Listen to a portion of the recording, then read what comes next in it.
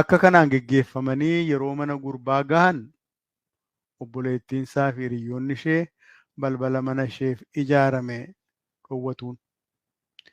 Boonii Hoolkoomb yookaan immoo qabbaneen akka nuyi qabbaneettiin jennutti qorattuun biyya Ameerikaa akka hubattetti akka mana warraa gurbaa gahaniin obboleettiin gurbaa fi hiriyoottan ishee balbala qabatanii ol sillichisnuu ati durbummaa hin qabdu jedhanii weeddisu jetti. Arrabsoon intala xiyyeeffatu hedduunsaa waa'ee saalqunnamtii fi waa'ee guddis badummaa intalaati. Yeruma isheen gara qeetti dhufaa jirtuu okolee baaba ishee intalli nuu dhufte ofolee akka haadha isheettiin jedhu. Sanfillaa buqqee intalli shan dirmaa dhufte karran kaaksaa qabaa laalaa jedhe obboon koo jedhu. Simbirroo mataa daasuree intalloo karaatti deesse haadha moo ilmoo baatureedhu.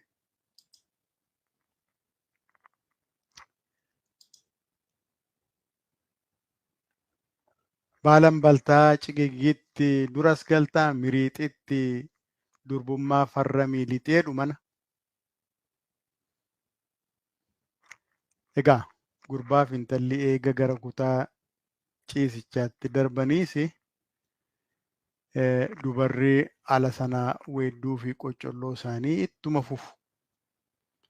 Caalaattuu durba qarree ta'uu ishee hamma gurbaan mirkaneeffatutti.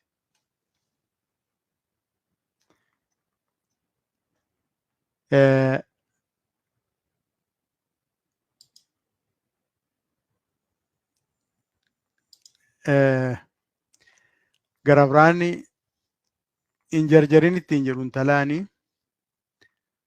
muka qottoo xiyyee akkati qophoofte obboon hin qophoofne lukan sochoosiyyee ittiin jedhu. Yoo kanaan achi immoo uleen waatilee caccabdee noo waarinee dadhabnee obboo moo obbolee waa dhibe obboo koon dhibne obbolee dhibnaa waariine jedhu. Kun hundumtuu ammas naannee ati isheen durba min intalli durba mitiidha.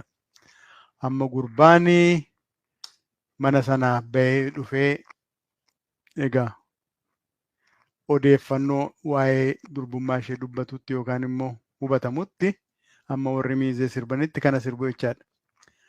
Laaliyee waaqa seenuuf hin fagaataa lafa seenuuf hin jabaataa achu taaluuf waddaqaadhaa asu taaluuf alangaadhaa gashoriisaa laaliyyee koottiin jedhu. Weedduun isaanii bifa du'iin weeddifamuunis intalli maaliif akka durban taane gurbaa sobuu fi sossobuu yaaltu diraamaa xinnoo ishee waan hojjetanii ittiin namatti kofalchiisan weeddisu.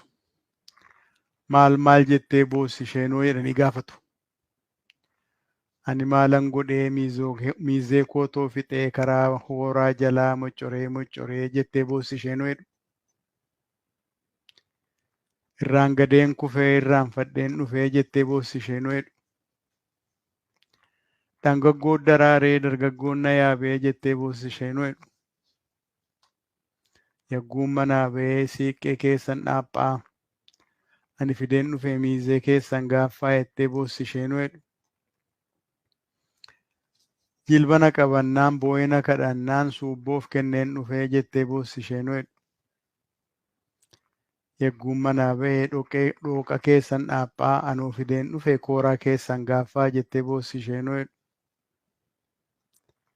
Qoraan dhaqeen dhufee kolaafameen dhufee horaatii irran kaa'ee bararii tarraa ba'ee jettee boossi isheenoo jedhu. Egaa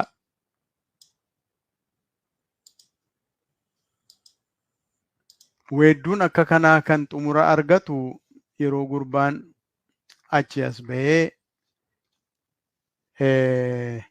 miizonnis immoo maal takka maal ta'e yeroo himanitti achi booddee gammachuu ta'a jechaadha. Ansoosillee ililleen deebitee haa deebituu diriyyuun deebitii obboleettiin talelillee deebisee haa deebituu duruyyuun deebitii. Haxanxarii yaa baala geeshoo ililleen dhala keessi geessoo. Yoona boonii yaa dhadeessoo. Haxanxarii yaa qarmii gamaa. Akkas malee yaa sanyii namaa jedhanii jajuunii jechaadha intaluma ishee silaa arrabsaa oolan kana.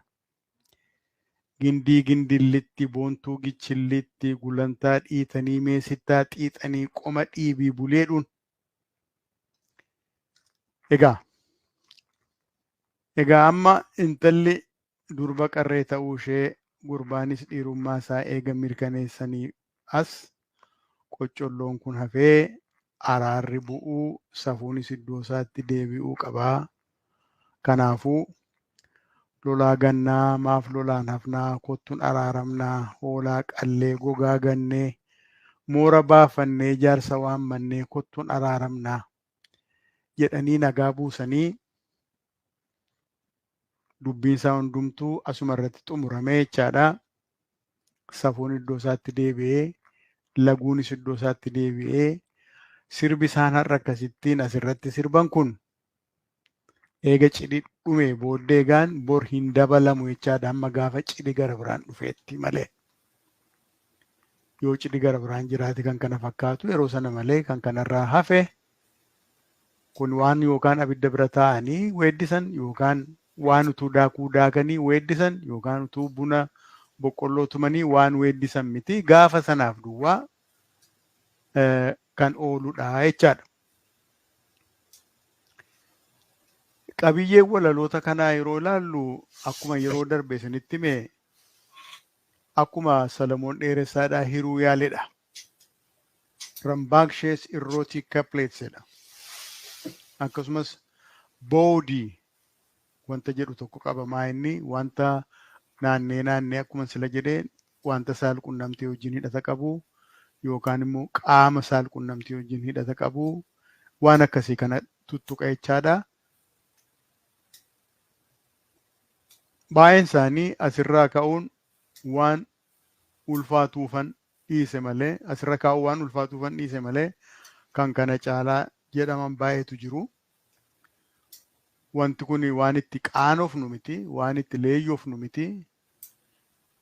Qabeenya ogbarruu sabni Oromoodhaa horee nuu dabarsedha.